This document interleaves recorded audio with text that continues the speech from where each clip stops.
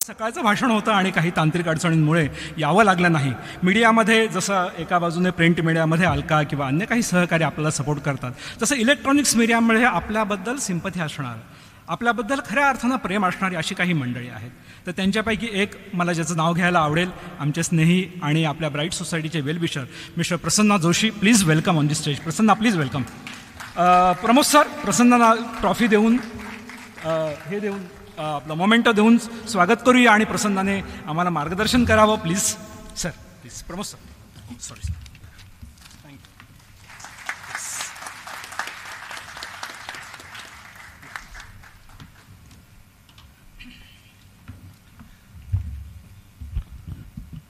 ते नास्तिकांच्या परिषदेत चालताना नमस्कार सगळ्यांना केला तर चालतो का? बरं, मला लँग्वेज ऑफ इन्स्ट्रक्शन नाही, मग सगळे बहुतांश कोण आहेत? मराठी चालेल ना, म्हणजे सगळे ओके. तसे या महाराष्ट्रामध्ये अखिल भारतीय गोष्टी या वास्तुता पुणे, लोणावळा, ठाणे, कल्याण, डोंबिवली ह्याच लेवलला असतात, त्यामुळे मराठीच बोलावं लागतं. मी फार वेळ घेत नाही, कारण वस्तुता आत्ता पावणे म्हणजे शेड्यूलनुसार आत्ता लंच टाईम होणं अपेक्षित होतं. मी 15 मिनटं फक्त जास्तीत जास्त घेईन आणि त्यानंतर आपण परब्रह्माच्या आराधनेसाठी बाहेर जाऊया. सर, मी विचारपीठावरील नास्तिक परिषदेमध्ये व्यासपीठ म्हणायचं नसतं, विचारपीठ म्हणायचं असतं. तर विचारपीठावरील सगळे मान्यवर आणि पुरस्कारार्थी, त्याच्यामध्ये अलकासुद्धा आहे, नायक सर आहेत, असीम सरोदे वगैरे सगळी घरचीच मंडळी आहेत आणि समोरसुद्धा बसलेले सगळे मान्यवर. मी काही मुद्दे घेतलेले त्यानुसार मी जाईन. मी सुरुवात अशी करेन, मी दापोलीला होतो आणि मुक्ता दाभोळकरांकडे गेलो होतो आणि मुक्ताची मुलगी तिने मितवाने मला प्रश्न विचारला की तुम्ही नास्तिक आहात की आस्तिक आहात? तर मी म्हणालो मी नास्तिक नाही आहे. तुम्ही आस्तिक आहात का? आता हा कॉम्प्लिकेटेड भाग होता, म्हणजे याचं काय उत्तर द्यायचं. आणि तिचं बरोबर आहे, म्हणजे ती तेव्हा लहान असताना तिचा प्रश्न, मग नास्तिक नाही तर तुम्ही आस्तिक आहात. आणि ह्या नंतर इश्यू नंतर अनेकदा माझ्या डोळ्यासमोर आला की मी नास्तिक नाही आहे. आता पुढचं काय आहे हे कॉम्प्लिकेटेड आहे. मी एकदा ऋषिकेश गुप्ते, फार चांगला लेखक आहे मराठीतला आणि सगळ्या भयकथा अतिशय उत्तम लिहितो तो, तेव्हा त्याला मी विचारलं होतं की तू ह्याच्यावरती विश्वास ठेवतो का, भूत प्रेत अमुक तमुक सगळं पारलौकिक वगैरे. तर त्याचं छान उत्तर होतं की हे नाही आहे मला माहिती, पण असतं तर मजा आली असती, जरा असायला पाहिजे होतं. आणि मला असं वाटतं की खरं म्हणजे मी असं उत्तर देईन जेव्हा मला असं विचारलं जातं जेव्हा कधी की तुम्ही नास्तिक आहात का, तर मी नास्तिक नाहीत, मग तुम्ही कोण आहात?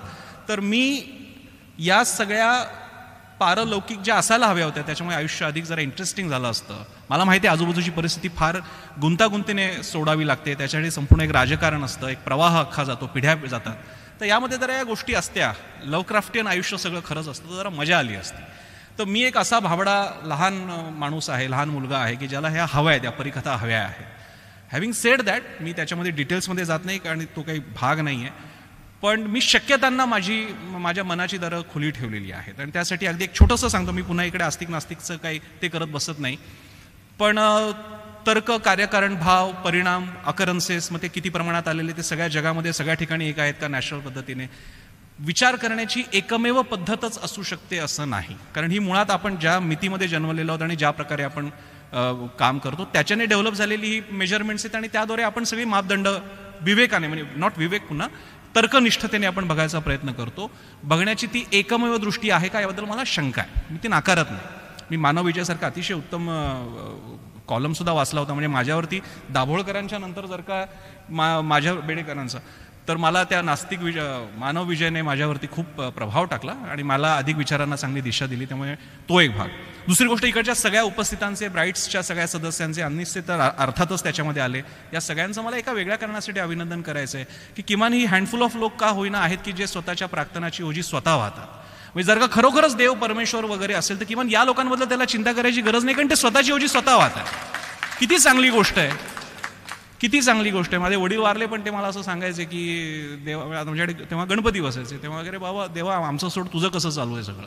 सो किमान ही माणसं अशी आहेत की जी स्वतःची ओझी स्वतः वाहतात. म्हणून तो बाकीचं सगळं सोडून द्या, नास्तिक आस्तिकवाद. हे काय कमी आहे का की ही माणसं जात नाहीत, स्वतःची ओझी त्या माणसावर टाकत नाहीत, तो जो अस्तित्वात असेल किंवा नसेल. किती चांगली गोष्ट आहे ही. त्यामुळे माझ्या मते नास्तिक आणि आस्तिक, आज दुर्दैवाने जेव्हा, आता पुन्हा हा शब्द इकडे वापरायचा नसतो नाही का, तर दुर्दैवाने जेव्हा असा वाद निर्माण केला जातो, असं नास्तिक आस्तिक हे नास्तिकाने एखादी परिषद उधळण्याचे प्रयत्न होतात, त्यावेळी किती हा चांगला बंद असू शकतो की अरे तुमच्या देवावरती स्वतःची ओझी न टाकणारी ही मंडळी आहेत, किती चांगली गोष्ट आहे. किमान संवादाचा एक सेतू तिकडनं तयार होऊ शकतो. या निमित्तानं मला एक मात्र आहे, मी असं नाही म्हणणार फार उद्देशाचे डोस वगैरे, पण काही नम्र अपेक्षा आहेत माझ्या. असं अनेकदा होतं की नवनास्तिक दीक्षित असा मी शब्द, इकडे दीक्षित आहे का बाय? तर नवनास्तिक्य दीक्षित झाल्यानंतर चला आपण आपल्या तर्क विवेकाच्या अशा तलवारी काढायच्या आणि सपासप चालवायला लागायचं. तर हे थोडंसं आपण त्याची काळजी घेतली पाहिजे. म्हणजे मी अगदी जाहीरपणे सुद्धा सांगायला हरकत नाही, मी तेव्हा खासगीत सुद्धा म्हणालो होतो. एकदा बातमी आली होती की अन्नीसने काय केलं, चला स्मशानात वाढदिवस साजरा करला, आणि ते कुठलं कुटुंब होतं ते आपल्या मुलीला घेऊन सगळ्या गोतावळ्याला घेऊन स्मशानात गेलं. आणि ते काय असतील अन्नीसचे कार्यकर्ते असतील की नाही मला माहिती नाही, पण बातमी तेव्हा तशी आली होती. तर असल्या गोष्टी मला म्हणजे मगाशी सुद्धा सर जेव्हा सांगत होते, मला असं इम्प्रेशन आहे, समजा मी नास्तिक असेन तर माझ्या नास्तिकतेचा प्रिमाइस हा कोणीतरी भोंदू बाबा कसा खोटा आहे हे सांगण्यापुरता तो मर्यादित नाही, तो एक फार मोठा इतिहास आहे. ते एक फार मोठ्या विवेकाचं अख्ख्या विचारव्यूह आहे. मी नास्तिक आहे का तर बघा तो कसा भोंदू बाबा आहे, तो कशी ती धूप आणि काय काय काढतो, तो कसा खोटा आहे म्हणून माझा नास्तिक नाही. तो असला नसता तरी माझा एक विचारव्यूह मोठा आहे. त्यामुळे अल्टिमेटली आपण जर का, म्हणजे तुम्ही लक्षात घ्या, तुम्ही ज्या पातळीला आहात त्या विचारव्यूह इतका मोठा प्रगल्भ आणि प्रशस्त आहे, त्याची दरवेळी तुलना भोंदू बाबा जोग देते हे काहीतरी जादू उदी काढणारे यांच्याच लेवलला करणार असाल तर सगळा डिस्कोर्स त्या लेवलला जाईल. नास्तिक्य ही सुरुवात आहे, अल्टिमेटली त्याची पुढची अगदी अल्टिमेट पायरी ही प्रगल्भ राजकारणापर्यंत जाते आणि त्याच्या पुढे गेल्यानंतर ती सगळ्या प्रस्थापित चौकटींना धक्का देणारी आहे. अशा वेळी या भोंदू बाबा हे आपल्याला करावं लागणार, कारण जगामध्ये आहेत ते, त्यांना त्याच्यापुढे माझं एक उदाहरण पण येणार आहे. पण ते करत असताना दरवेळी नास्तिक भोंदू बाबा या लेवलला ते बायनरी आणू नये, नाहीतर ते तुम्ही स्वतःला लहान करून घेताय. तुम्ही म्हणजे जर का तुम्ही पहिलवान WWF असाल तर तुम्ही कुठल्या तरी छोट्या फड्यातल्या कुस्तीपुरता स्वतःला आणू नका, तो तुमचा एक भाग आहे. म्हणजे जर का तुम्ही पहिलवान WWF असाल तर तुम्ही कुठल्या तरी छोट्या फड्यातल्या कुस्तीपुरता स्वतःला आणू नका, तो तुमचा एक भाग आहे. रवी आमले यांचं एक कालच त्यांनी आता योगा रवी आमले रवींचं इकडे त्यांनी फ्रँक झापा यांचं एक हे इकडे टाकलेलं आहे कोट. एक दिवस नास्तिक हा शब्दच अस्तित्वात राहणार नाही, त्याऐवजी ज्यांना नास्तिक म्हणतात त्यांना सामान्य लोक म्हणून ओळखलं जाईल. जग चालवणारी कुठली तरी दैवी शक्ती अस्तित्वात आहे असं मानणाऱ्यांना विक्षिप्त म्हणून ओळखलं जाईल. मी जे टाळ्या आता नाही वाजवायच्या, शिव्या घालायच्या. तर आता या विधानाचा प्रॉब्लेम कसा आहे, जे मी म्हणतो ना नवनास्तिक दीक्षित, त्याला तलवारी काढायच्या आणि सपासप वार सुरू करायचं. हे खरं आहे, आतापर्यंतचा इतिहास हा स्वाभाविकपणे श्रद्धावान आस्तिक यांचा होता. नंतर एक काळ येईल सुद्धा पूर्ण विवेकी नास्तिक सगळी मंडळी येतील, प्रामुख्याने नास्तिक आपण म्हणूया. ते जेव्हा होईल तेव्हा लगेच उरलेले विक्षिप्त आहेत ही जेव्हा भाषा सुरू होते तेव्हा डेंजर आहे. पण माझ्या माहितीनुसार मी अमिताभचे ते फिल्म बघितले ज्याच्यामध्ये तो शशी कपूर आणि दिवार फिल्म मधला तो सीन येतो, अमिताभ खाली थांबलेला असतो आणि हे वरती जातात घेऊन येतात वगैरे. अमिताभची आई किंवा शशी कपूर अमिताभला विक्षिप्त नाही मानत, त्याची श्रद्धा बाबा कळली, त्याचा विचार येतो देव मानत नाही, तो तिकडे खाली थांबलेला, तो त्याला विक्षिप्त नाही म्हणत. एकदा हे सुरू झालं आपलं की आम्ही नास्तिकात उरलेले विक्षिप्ततेचा प्रॉब्लेम आहे. त्यामुळे मला जे उदाहरण सांगायचं होतं तर ते खास करून नास्तिका नुसता विचार घेऊन नाही, ते एका पातळीला पॉलिटिक्स सुद्धा आहे. ते पॉलिटिक्स ज्या तुम्हाला भूमीमध्ये करायचं आहे त्या भूमीतले इनहेरिटेड मर्यादा आणि त्याच्यामध्ये तुमच्या जागा आणि स्पेसेस आणि गॅप्स लक्षात घेऊन पुढे जायचं असेल, त्यावेळी जर का तुमची मांडणीच ही असेल की एकदा आम्हाला नास्तिक होत्या उरलेले तुम्ही विक्षिप्त, तर प्रॉब्लेम आहे. मी अशा विभागणीच्या आणि त्याच्यानंतर एखाद्याला गरिष्ठ ठरवण्याच्या विरोधात आहे. त्यामुळे मगाशी नायक म्हणाले की सगळे इक्वल आहेत, तर जर का मांडणी या झापाच्या लेवलला होणार असेल तर इक्वल नाही राहणार. म्हणजे झापाची तुम्ही जे म्हणजे नायक जे मगाशी म्हणत होते, उद्या तुमचा तो एकदा डॉमिनन्स तयार झाला की तुम्ही त्या सहश्रद्धांना विक्षिप्त मांडणार. हे खरं आहे, या श्रद्धावानांकडनं आतापर्यंत इतिहास पाहिला तर मोठी हत्याकांड सुद्धा घडली. ते म्हणतात ते अगदी चूक नाहीये की श्रद्धावानांच्या देशांमध्ये किती क्राईमचे त्यांनी वगैरे सांगितले. आता यावेळी स्टालिन आणि मावच्या चीन आणि रशियाबद्दल बोलायचं की मला माहित नाही. स्टालिन बद्दल बोललं की तो एक प्रचार प्रोपगंडा होता, स्टालिनने काहीच केलं नव्हतं, असं सुद्धा मांडणीचा प्रकार आहे, तेही मला माहिती. पण मग आपण असं नको बायनरीमध्ये पुन्हा सांगतो ती बायनरी चर्चा होईल, मग बघा भोंदू बाबा विरुद्ध नास्तिक, असं नको करायला. सो हा एक मुद्दा मला मांडायचा होता. त्यामुळे फार मोठी जबाबदारी आपल्यावर आहे, कारण आपण मुळात कमी आहात, हे रोखतंय आता, आणि ते पुढे जायचं असेल तर आपल्याला काळजी घेऊन ते भूमीसाठीची पोषक द्रव्य तुम्हाला याच जमिनीतून घ्यायची. त्यामुळे माझ्या बोलण्यामधला जो लेअर अर्थ आहे तो तुम्ही समजून घ्या. नास्तिक आणि हिंदूंना सुधारूया हा एक असतो, आणि त्याची नेहमी मांडणी अशी केली जाते, आता अभोलकर पण करायचं, आधी आपण स्वच्छ करूया अशी साधारणपणे मांडणी करायची. तर मी ज्या घर माझं सगळं सासर सगळं नास्तिकांचंच आहे. माझं लग्न रजिस्टर मॅरेज झालेलं आहे. कोणत्याही दिवस न बघता माझे वडील आस्तिक होते, पण त्यांनी देहदान केलेलं आहे. आता इथे पुन्हा the beautiful chaos of Hinduism सगळं बघता येईल. माझे वडील हिंदू पूर्ण धार्मिक सगळं करणार आहे, पण देहदान मात्र त्यांनी जरूर केलं आणि ते त्यांच्या पातळीला छोटे छोटे का होईना आयुष्यभर बंड करत आले. माझ्याकडे विविध कारणांनी असेल तसं. सो आपलं घर आधी साफ करूयात. याच्यामध्ये एक पॉलिटिक्स आहे आणि ते थोडंसं त्रासदायक ठरतंय नास्तिकांच्या बाबतीत, कारण ती दरवेळी मांडणी केली जाते हिंदू प्रामुख्याने हिंदुत्ववाद्यांना. याच्यात एक अडचण अशी आहे, आपलं घर साफ करूयात ही जर का मांडणी असेल तर मग तुम्ही हिंदू आहात का?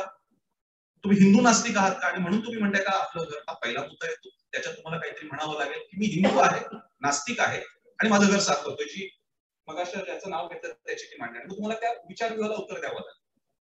पुढचा भाग असा आहे की समजा आपण एक नास्तिक्याच्या प्रामुख्यानं बेस हा तर्कवाद आहे ना, त्याच्यामध्ये तर्क आहे, कारण परंपरा आहे, मग तो सेक्युलर आहे. तो विचारसरणी ही तार्किक आहे, ती सेक्युलर आहे, ती कुठल्याही धर्म जातीच्या परोक्ष म्हणजे त्याच्या लागून असणार नाहीये. समजा गणित मला शिकवायचं आहे, तर गणित मी पहिलीपासून जर बीजगणित असेल, अंकगणित असेल, तर आधी आपण या गटाला शिकूया, नंतर उरलेल्यांना शिकूयात असं होणार नाही. मग त्याचप्रमाणे आधी मी माझं घर साफ करतो हे म्हणायला थोडंसं पटण्यासारखं वाटतं, पण ते तसं असू शकतं. तुम्हाला त्या बाबतीत स्पष्टपणे भूमिका घेऊन जावं लागेल की कोणी का असे ना आम्हाला त्याचे उत्तर द्यावी लागते. त्यामुळे या विचारविवाहाच्या बाबतीत स्पष्टता अधिक आपल्याला करावी लागेल. म्हणून म्हणालो तसं की शेवटी हा वृक्ष आहे, रोपटा आता आहे, ते वृक्ष व्हायचं असेल तर पोषण मूल्य या जमिनीतून की अंगभूत मर्यादा या राजकारणाच्या सगळीकडे असणार आहे. आणि शेवटचा मुद्दा की नास्तिक विवेकी धारणा आणि राजकारण या गोष्टी मला इथे जाणीवपूर्वक सांगायला लागतं. त्यामुळे मी इथे त्यातल्या त्यात स्वतःला म्हणायचं असेल तर मी विवेकी आहे, ते सुद्धा मी होण्याचा प्रयत्न करतो. माझा असा दावा नाही की मी विवेकी आहे, फार मोठा शब्द आहे नास्तिक काय विवेक तर आणखी अवघड आणि मोठा शब्द आहे, कारण सशब्द अविवेकी असू शकतो, नास्तिक विवेकी असू शकतो आणि याचा पूर्ण उलट सुद्धा असू शकतो. त्यामुळे मी विवेकी होण्याचा प्रयत्न करणारा माणूस आहे. त्या विवेकाची बेरीज करत गेलं पाहिजे. जे जे जवळ येऊ शकतात त्यांना आपण सोबत घेऊन पुढे गेलं पाहिजे. ती भिंत जर का घेऊन ब्राईट्सची सोसायटीचा तो ब्राईट्स हा प्रकार सगळीकडे पसरायला हरकत नाहीये. त्याच्यामध्ये या सीमारेषा बांधून घ्यायला नको, कारण मग ते थोडंसं मी पक्षाचं नाव नाही घेणार, पण म्हणजे आमचं विशिष्ट आमची चौकट, आम्हाला इतर कोणाशीच काही संवाद साधायचा नाही असं व्हायला नको. हा मुद्दा आहे. एक मुद्दा जो मगाशी मला मांडायचा होता, जो मगाशी नायकांनी पण सांगितला, नायकांनी पण सांगितला, मला आठवतंय म्हणजे याचा रेफरन्स असा आता एका पुस्तकाच्या बाबतीत फ्रॅक्चर्ड फ्रीडमच्या बाबतीत वाद सुरू आहे. हो मी संपवते ते. You can conclude you must conclude असं तुला म्हणायचं असतं. यू कॅन असेल ना तर कॅनचा अर्थ मी कधीही करू शकता. आता तुम्ही मग शकताला मग मी किती वेळ घेईल, तर आय मस्ट कन्क्लूड. तर आता 12:57 झाले, 3ऱ्या मिनिटाला माझं संपलेलं असेल. फ्रॅक्चर्ड फ्रीडमच्या नंतर आता आणखी एका पुस्तकाचा वाद येतोय की कोणीतरी तथाकथित ख्रिश्चन असलेल्याने लिहिलेलं आणि त्यांनी इव्होल्युशनरी थेअरीला चॅलेंज केलेलं त्या पुस्तकाचा पुरस्कार परत घ्यावा असं माजी खासदार प्रदीप रावत यांनी मागणी केली वगैरे. तर त्याच्यावरनं पण कदाचित सुरू होईल वाद. त्याच्यावरनं मला हे आठवलं की मी एक पोस्ट एकदा मठामध्ये लेख आला होता, दिब्रिटोनचा आला होता, की एका महिलेला संत जाहीर केलं होतं आणि ते कसं व्हेटिकन कसं काटेकोर शास्त्रोक्त निकष लावून त्यांनी सिद्ध केलेलं आहे की ते संत आहेत आणि म्हणून संतत्व दिलेलं आहे. आणि त्यावेळी मी लेख लिहिला होता मठामध्ये की अन्नीसने आता 15 लाख रुपये व्हेटिकनला तरी द्यावे, नाही तर दिब्रिटोनला तरी द्यावेत. आणि लक्षात घ्या, व्हेटिकन ही राज्य संस्था आहे, ते सरकार आहे, पोप त्याचा प्रमुख असतो, तो कुठली तरी एका, आणि ते श्रद्धा नाही, तुम्ही प्लीज लक्षात घ्या. त्याच्यावर काही फिल्म्स पण मी बघितलेल्या आहेत. त्यांचे 3 मापदंड असतात चमत्कार मानायचे. 1, जो आजार असेल तो जुना असावा. 2, तो एका झटक्यात पूर्ण व्हावा. आणि 3, तो पूर्ण बरा होऊन तो कधी नंतर येऊ नये. या 3 कसोट्यांवरती जे टिकतं त्याला ते चमत्कार मानतात. म्हणजे बऱ्यापैकी त्यांच्या अर्थानं बऱ्यापैकी टेक्निकल आणि शास्त्रोक्त अशी निकष आहे. तर व्हेटिकन शास्त्रोक्त अर्थ काढून म्हणतात की हा चमत्कार आहे. आता जर का अशा निकषावरती एक सरकार मान्य करत असेल तर आपण त्याला 15 लाख दिले पाहिजे. 15 लाख नाही का होईना, पण आपण किमान त्यांना साहित्य संमेलनात अध्यक्ष घेतो आणि त्यांच्या बाजूने उभे राहतो. त्यावेळी आपल्याला आपला हाही विवेक जपला पाहिजे की आपण प्रश्न करणार आहोत का सगळ्यांना. इथे प्रॉब्लेम येतो आणि मग इथे बाकीच्यांना उलट म्हणजे बोट दाखवायला वेळ मिळतो की मग यांना तुम्ही प्रश्न का नाही विचाराला. मी दोघांनाही प्रश्न विचारलेले, त्यासाठी दोघांकडनंही शिव्या खाल्लेल्या आहे. सो हा विवेक आपण ठेवूयात. आणि एक अतिशय चांगला अशा निमित्तानं एक परिषद भरते, त्यानिमित्तानं एक नवीन वाट चोखाळली जाते. या असल्या गोष्टी पुण्यातून सुरू होतात, त्यामुळे त्यांना शुभेच्छा. आय एम सॉरी, सदिच्छा, कारण शुभेच्छा म्हणायचं शुभ अशुभ वगैरे, त्यामुळे सदिच्छा. त्यामुळे माझा या ब्राईट्सना माझ्या भरपूर सदिच्छा. इकडच्या मान्यवरांनाही माझं अभिवादन आणि विशेषतः ज्यांना पुरस्कार मिळालेले आहेत त्यांचं पुन्हा एकदा कौतुक आणि त्यांचं अभिनंदन.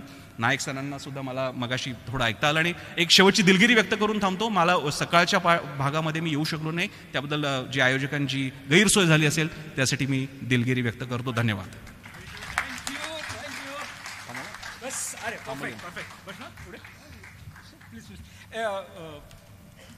थँक्यू. आपल्याला मीडियामध्ये फार अगदी फिंगरप्रिंट्सवरती मोजावेत एवढेच फक्त ऑप्शन्स आहेत. थँक्यू प्रसन्न. आणि थोडंसं प्रसन्न उंच असल्यामुळे मी थोडं मला खालती करावं लागतं माहिती. Okay, thank you. 2-3 सजेशन आहेत आणि आम्ही कधी कधी बोलत असतो आणि चांगले सजेशन मला मिळतात, कारण अनेक लोकांशी बोलल्यामुळे एक समाजाचा एक ज्याला रसग्रहण म्हणतात किंवा सोसायटीमध्ये काय चाललं आहे ह्याची एक नेमकेपणाने माहिती मला प्रसन्न यांच्याकडून मिळते. त्यांचा आभार मनपूर्वक.